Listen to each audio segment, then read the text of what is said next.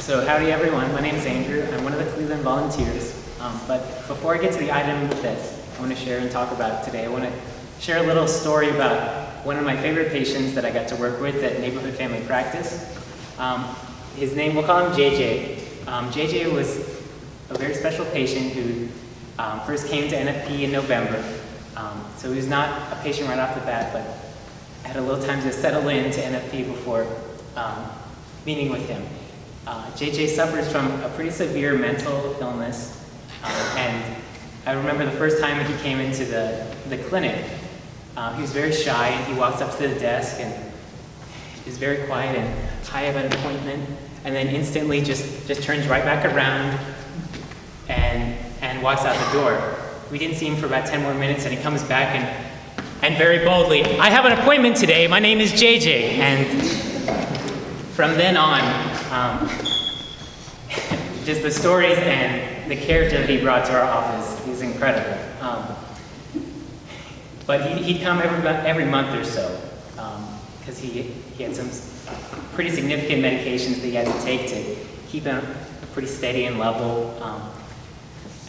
The front desk never knew exactly what to do with him, because he'd always make a scene in the front office, or he'd always just be shouting from the rooms and kind of unnerving or unsettling to some patients. But we tried our best and really worked with him to grow and to continue to heal with our doctors, with the staff, and everything like that. But so from November until April, we saw him consistently every month or so. Sometimes he'd even come in off the street, walk in, say hey to the front desk people, and then walk immediately back out.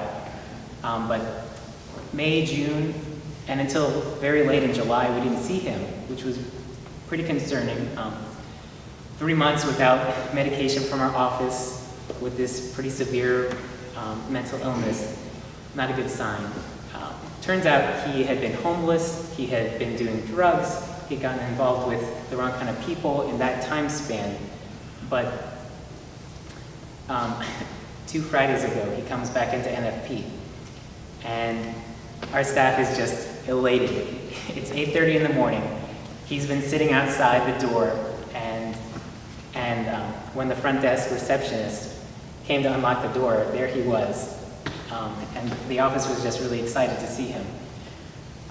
He didn't have an appointment that day, but we found space for him on the schedule, and the Dr. Alexandra, as he always calls her, was just so excited that here you've come back, here you've returned. But he brought with him a few things. He brought with him a potted plant for his doctor, because they get along really well. And they had their visit. She prescribed him medications like he'd been taking. They agreed, okay, you're going to take them.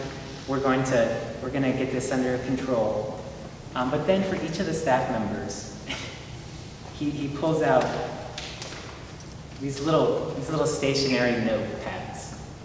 And on his way out, he just shares one with each one of us and takes his time very slowly, very deliberately, very carefully to hand one to each one of us.